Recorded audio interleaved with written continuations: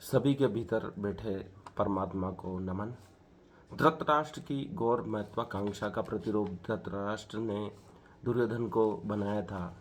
उसकी समस्त महत्वाकांक्षा को वो दुर्योधन के माध्यम से पूरा कर लेना चाहता था। ऐसा महाभारत में बार बार उल्लेखित भी किया गया है। इसलिए धृतराष्ट्र के कारण ही यह घोर महाभारत युद्ध हुआ और अनेक वीरों का नाश हुआ। इसलिए अति महत्वाकांक्षा का भी दुखदाई होती है। मध्यम मार्ग ही अपनाना चाहिए। जो चीज़ें लगातार बदल रही है उनके सत्य को जाना नहीं जा सकता है। शंकराचार्य ने उसे मिथ्या कहा है। जो स्थिर है उसी के सत्य को हम जान सकते हैं, बाकी सब मिथ्या है। उसी को माया कहा गया है और शंकराचार्य उसे मिथ्या कहते हैं। वह झूठ भी नहीं है, लेकिन वह जैसा दिख रहा है वैसा नहीं है, वो लगातार बदल रहा है। इसलिए शंकराचार्य इसे माया भी कहते हैं और मिथ्या भी कहते हैं।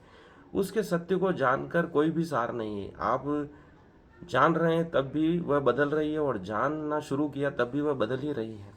जान चुके होंगे तब भी वह काफ़ी हद तक बदल चुकी होगी। ये ठीक वैसे ही है जैसे आप अपना ब्लड टेस्ट कराते हो, रिपोर्ट आती है तब तक आपके ब्लड की दशा बदल जाती है, संरचना बदल चुकी है। आपका इलाज उस पुरानी रिपोर्ट के आधार पर किया जाता है। आप अभी जैसे हैं उसका इलाज नहीं हो रहा है, वैसे ही कण प्रतिक्षण बदल रहा है। आप उसके सत्य को अब जान नहीं सकते हो। आप जब उसे ऑब्जर्व करते हो तो उसकी दशा बदल जाती है। यही द्विस्लिट प्रयोग प्रदर्शित करता है। आप ऑब्जर्व करोगे तो वह कण अपने कण रूप में प्रदर्शित होगा, नहीं देखोगे तो वह तरंग रूप में प्रदर्शित हो जाएगा और बहु प्रिंट के रूप में पर्दे पर प्राप्त होगा। अर्थात वह कण के रूप में प्रदर्शित होने के लिए सभी संभव दिशाओं अर्थात मार्गों का चयन करेगा और अपनी छाप छोड़ेगा। यही माया है जो लगातार बदल रही है, अपने विनाश या निर्माण की ओर बढ़ रही है, विकास की ओर बढ़ रही है लगातार है। यही कंपन वाइब्रेशन है, माया है। ब्रह्म सत्य, जगत मिथ्या है, ऐसा शंकराचार्य कहते हैं। इसे क्वांटम थ्योरी में सुपरपोजिशन कहा गया है, जिसमें इलेक्ट्रॉन अपनी स्पिन अप डाउन के रूप में प्रदर्शित करता है। इसलिए विज्ञान बदलता रहता है। आज वह क्या कह रहा है, कल क्या कहेगा, उसके सत्य को लगातार बदलता हुआ हम मान सकते हैं। क्योंकि विज्ञान जो कल ढूंढा था उसको गलत साबित कर सकता है और आज जो बता रहा है उसको सही साबित करने का प्रयास करता है। इसलिए पुरानी थ्योरियाँ गलत साबित होती है और नई थ्योरी आती रहती है। आइंस्टीन ने न्यूटन के सिद्धांतों को, नियमों को गलत साबित करने का प्रयास किया और अपनी अलग ही रिलेटिविटी, सुपर रिलेटिविटी थ्योरी दी, जनरल रिलेटिविटी थ्योरी दी। तो लगातार विज्ञान बदल रहा है, अपने सत्य को प्राप्त करने के लिए प्रयास कर रहा है। शंकराचार्य ने जो चीज़ें बदल रही हैं उसे माया कहा है। आपकी कोशिकाएं बदल रही है प्रतिक्षण, इसलिए उसके सत्य को जाना नहीं जा सकता। इसलिए उन्होंने जो स्थिर है, परम सत्य है, उसी को जानने के लिए अपनी दिशा में प्रयास करने को कहा है। शंकराचार्य ने कहा कि ये जगत माया है, उसके जान भी लोगे तो उसका एक दिन विनाश होना है। लेकिन परमात्मा ब्रह्म वह सत्य है, उसका कभी विनाश नहीं होता है। तो उसी को जाना जाए, उसके जानने से ही सब चीज़ें ऑटोमेटिक जान ली जाती हैं। जैसे आप समुद्र की कितनी ही व्याख्या करें, लेकिन आपको वह तभी नहीं जान पाओगे जब तक आप उसमें स्नान न कर लो।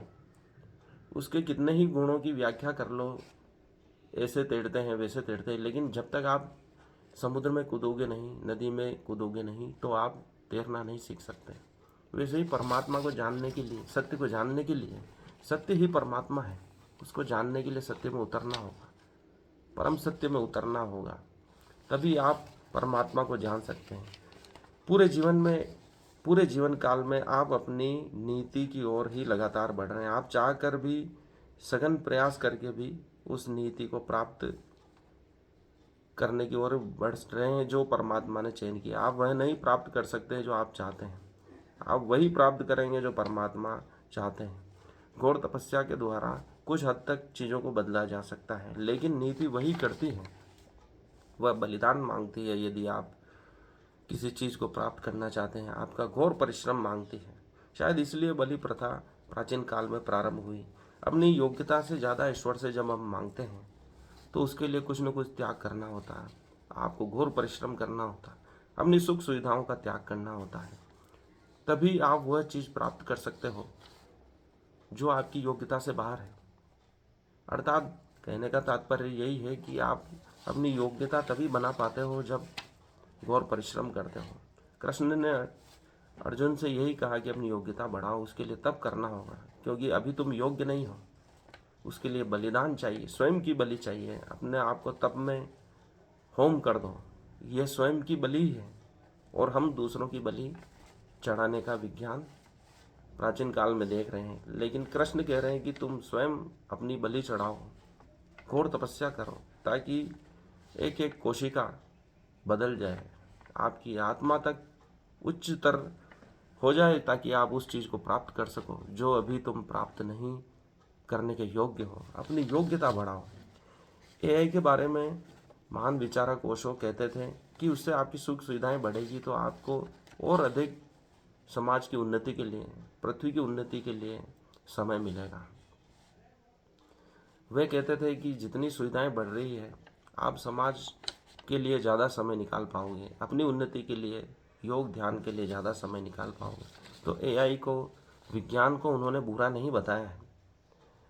प्रलय आ गया हो, ऐसे विचार हमें मन में रखना चाहिए। कभी भी कुछ भी हो सकता है। ऐसी स्थिति में एक अहोभाव उत्पन्न होता है। हम परमात्मा के प्रति कृतज्ञ होते हैं, धन्यवाद देते हैं, और एक विनम्र भाव पैदा होता है, परमात्मा के प्रति भक्ति भाव पैदा होता है।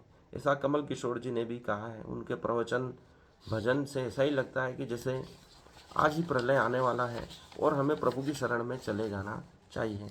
यदि ऐसा भाव रहेगा तो मनुष्य कभी गलत कार्य नहीं कर पाएगा, क्योंकि किसी भी क्षण का कोई भरोसा नहीं है और परमात्मा की याद हमेशा बनी रहनी चाहिए, ऐसा उनका कहना है। इसलिए परमात्मा में ही हमें सदैव ध्यान लगाना चाहिए, उसे धन्यवाद देना चाहिए। तुम जो भी करते हो वही लौट कर आता है। यदि आप किसी का बुरा करोगे तो वही चीज़ें ब्रह्मांड आपको लौटाता है। यदि आप किसी के लिए अच्छा करोगे तो अच्छा ही लौट कर आती है। ऐसा सृष्टि का विधान है। मृत्यु को भी गौरवपूर्ण तरीके से बताने के लिए कृष्ण ने यह गीता उपदेश दिया था। ये महाभारत में हमने देखा कि मृत्यु को कैसे ग्रहण किया जाता है, बलिदान को कैसे ग्रहण किया जाता है, उसमें भी एक गौरव है। ऐसा महाभारत में हमें सीखने को मिलता है। हर चीज़ तुम्हारा ध्यान आकर्षित करती है।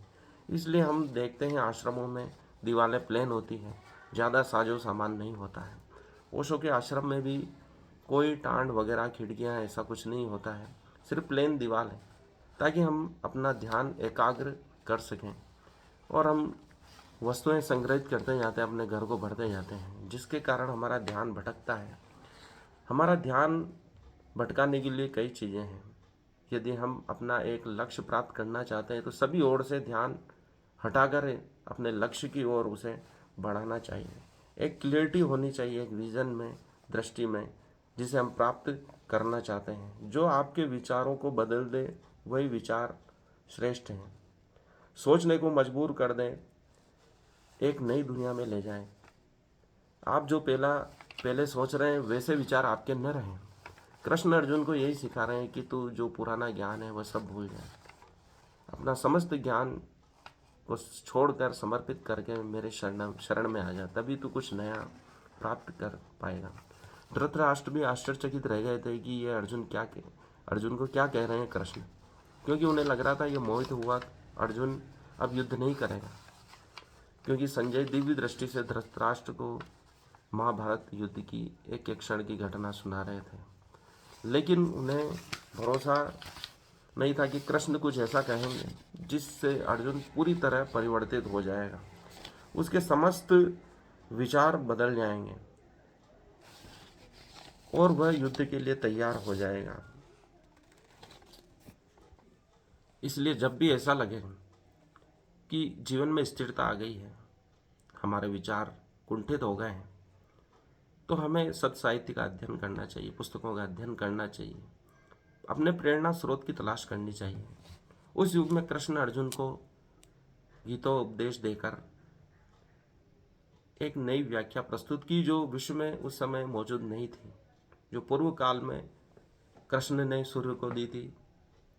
सूर्य से मनु और इत्यादि इक्ष्वाकु में आकर इस ज्ञान का विस्तार हुआ। लेकिन मनुष्य को लगातार नए विचारों की आवश्यकता है, नई कहानियों की आवश्यकता है, तभी उसका मानसिक संतुलन बना रह सकता है। पुराने विचारों से सड़ान पैदा होती है, जैसे एक तालाब में स्थिर भरा हुआ पानी सड़ान पैदा करता है। इसलिए नए विचारों को ग्रहण करते रहें, उससे आपको जीवन को एक नई दिशा मिल जाती है और उस पर अपना कर्म कीजिए। 18वें अध्याय का अगला जो श्लोक है, श्रेयान व स धर्मो विगुण परम धर्मान तिष्ठात् स्वभावहीनतः कर्म कुर्वान योप्नोति किल्बिषम्।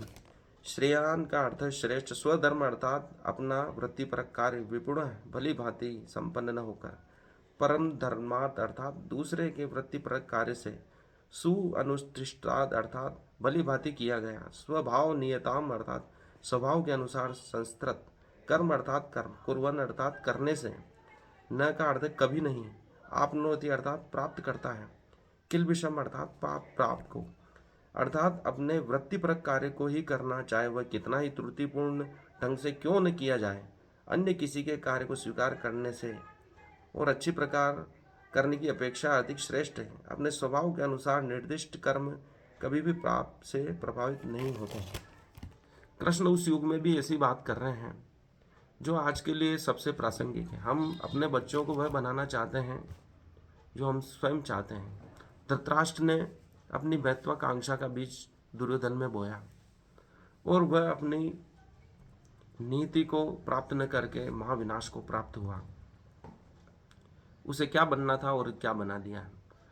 इसलिए कृष्ण अर्जुन से इस श्लोक में यही कह रहे हैं कि चाहे अपना स्वधर्म के अनुसार, अपना अर्थात प्रत्येक व्यक्ति अपने स्वधर्म, अपनी शारीरिक क्षमताओं के अनुसार कार्य कर सकता है। एक दुबला पतला व्यक्ति पहलवानी नहीं कर सकता। उसकी शारीरिक क्षमता क्या है, उसे अपने हिसाब से निर्णय लेना पड़ेगा। हम दूसरों से तुलना करें और कोई धावक है और वह बहुत दूरी तक दौड़ सकता है और हम अभी से उससे तुलना करके दौड़ना शुरू करें तो नहीं दौड़ सकते। कोई मछली चाहे कि मैं पेड़ पर चढ़ जाऊं तो वह उसका स्वधर्म नहीं है। कृष्ण अर्जुन को यही सिखा रहे हैं कि तुम्हारा स्वधर्म क्षत्रिय का है और तुम तपस्या का मार्ग चयन करते हो तो तुम वैसा नहीं कर पाओगे, तुम वहाँ पे भी दुखी होगे क्योंकि तुम स्वधर्म के अनुसार नहीं चल रहे। चाहे स्वधर्म कितना ही त्रुटिपूर्ण हो, फिर भी हमें उसी से आगे बढ़ना चाहिए, उसी को करना चाहिए। उससे मनुष्य पाप को प्राप्त नहीं करता है। यदि अपने हम स्वधर्म को छोड़ दें, अर्थात हमें अपनी शारीरिक क्षमताएं, आत्मिक मानसिक क्षमताओं को छोड़ दें, यदि किसी के मन में या उसके स्वधर्म के अनुसार वह कोई कार्य करता है तो वह सफलता को प्राप्त करता है। यदि उसकी योग्यता सब्जी बेचने की है और वह कलेक्टर बनना चाहता है तो वह कभी ऐसा नहीं कर पाएगा। बन भी जाएगा तो वह सुखी नहीं रहेगा क्योंकि वह उसका स्वधर्म नहीं है। कृष्ण अर्जुन को यही सिखा रहे हैं कि तुम्हारा स्वधर्म पहचानो पहले। यदि हम अपने स्वधर्म को पहचान लेते हैं तो खुशी तुरंत मिल जाती है, उसी समय मिल जाती है, क्योंकि कार्य को करने में ही आनंद आता है। अगर आपका स्वधर्म नहीं है और आप वह कार्य करते हैं तो आपको कार्य में आनंद नहीं आएगा और वह पाप का भागी बनेगा, क्योंकि कार्य में आनंद नहीं आ रहा है मतलब आप अपने शरीर को, आत्मा को, मन को कष्ट पहुंचा रहे हैं और कष्ट पहुंचाना अहिंसा है, ऐसा जैन धर्म में कहा गया है। यदि आप किसी को भी कष्ट पहुंचाओ, चाहे स्वयं को भी पहुंचाओ, तो आप पाप के भागी हैं। अपनी कोशिकाओं को कष्ट पहुंचा रहे हैं। आपके शरीर में व्याप्त जीवाणु, विषाणु, सूक्ष्म जीव, उनको कष्ट पहुंचा रहे हैं और आप पाप के भागी बन रहे हैं। और वहीं आप स्वधर्म के अनुसार कर्म करते हैं तो आनंद को प्राप्त करते हैं और सफलता को भी प्राप्त करते हैं, क्योंकि प्रत्येक व्यक्ति एक विशेष गुण धर्म लेकर आता है, एक विशेष योग्यता लेकर आता है। वह यूनिक है, अनूठा है, उसके जैसा पृथ्वी पे कोई नहीं है। उसके लिए परमात्मा ने कोई कार्य निर्धारित किया है, उसे पहचानने की आवश्यकता है। यदि आप पहचान नहीं रहे हो तो आप जीवन भर तलाश करते रहो और जब वह मिल जाता है, और उसकी कसौटी यही है कि आप 24 घंटे भी काम करो तो आपको कष्ट नहीं होगा, थकान महसूस नहीं होगी, दुखी नहीं होंगे, आपको लगातार आनंद आएगा। आप बार बार चाहोगे मैं वही कार्य करूं। किसी को व्यापार करने में आनंद आता है तो उसे अपनी दुकान पर बैठना ही अच्छा लगता है, वह घर पर एक सेकंड भी नहीं टिक सकता। कहीं किसी को घूमने में आनंद है तो वह घूम कर ही अपना व्यवसाय करता है। इसलिए प्रत्येक व्यक्ति को अपने स्वधर्म को पहचानने की आवश्यकता है, चाहे वह त्रुटिपूर्ण हो, अर्थात शुरू में आपको लगे कि मैं इसको सही ढंग से नहीं कर पा रहा हूँ, तो भी उसे वही करना चाहिए। क्योंकि आज के युग में हम देखें तो इतना कंपटीशन है कि यदि आप अपने कार्य को अच्छी तरह नहीं कर पाते हैं तो आप कंपटीशन में पीछे रह जाएंगे। किसी से तुलना नहीं करनी चाहिए, हमें स्वयं से ही तुलना करनी चाहिए। हम किसी से तुलना करें तो इसलिए करें ताकि हम उससे कुछ प्रेरणा ले सकें, कुछ अच्छा सीख सकें। स्टीव जॉब्स प्रत्येक कंपनी से कुछ न कुछ सीखते थे और अपने प्रोडक्ट को बेस्ट बनाने का प्रयास करते थे ताकि विश्व में उनके जैसा प्रोडक्ट, इतने गुणों वाला प्रोडक्ट कोई नहीं बना सके। तो दूसरों से तुलना इस प्रकार करनी है ताकि हम अपना सर्वश्रेष्ठ दे सकें। और कृष्ण स्वधर्म को अपनाने के लिए इसलिए कह रहे हैं क्योंकि उससे मनुष्य पाप का भागी नहीं होता है, और पाप का भागी अर्थात वह स्वयं को कष्ट नहीं देगा, वह दुखी नहीं होगा। धृतराष्ट्र ने अपनी महत्वाकांक्षा को दुर्योधन में आरोपित किया, जिससे महाविनाश हुआ और कितने ही महावीर योद्धा काल में चले गए, और उस समय की विज्ञान की जो तकनीक थी वह विलुप्त हो गई। और आज हम भारतवासी उस तकनीक को ढूंढने का प्रयास कर रहे हैं, लेकिन वह ऐसी खोई है, उसके जानने वाले इतने कम हैं और छुपे हुए बैठे हैं, अपनी प्रतिभा को छुपाए हुए बैठे हैं कि वह आधुनिक तकनीक से जोड़ने के लिए हम अभी सक्षम नहीं हैं। उसके लिए प्रयास जारी है। यदि हम प्राचीन तकनीक को आधुनिक विज्ञान से जोड़ दें तो भारत पुनः विश्व गुरु बन जाएगा और पूरे विश्व में सर्वश्रेष्ठ हो जाएगा। लेकिन वह स्वधर्म वाली बात कृष्ण पुनः उठा रहे हैं और अर्जुन को बता रहे हैं कि तुम्हारा स्वधर्म क्या है। उससे तुम पाप के भागी नहीं बनोगे, चाहे तुमको कितना ही घोर युद्ध करना पड़े, चाहे अपने ही परिवारजनों से युद्ध करना पड़े। वह त्रुटिपूर्ण है लेकिन तुम पाप के भागी नहीं बनोगे, ऐसा कृष्ण कह रहे हैं। आज के लिए इतना ही। धन्यवाद मुझे सुनने के लिए, हार्दिक आभार। इस वीडियो को लाइक करें, अधिक से अधिक शेयर करें, मेरे चैनल को सब्सक्राइब करें।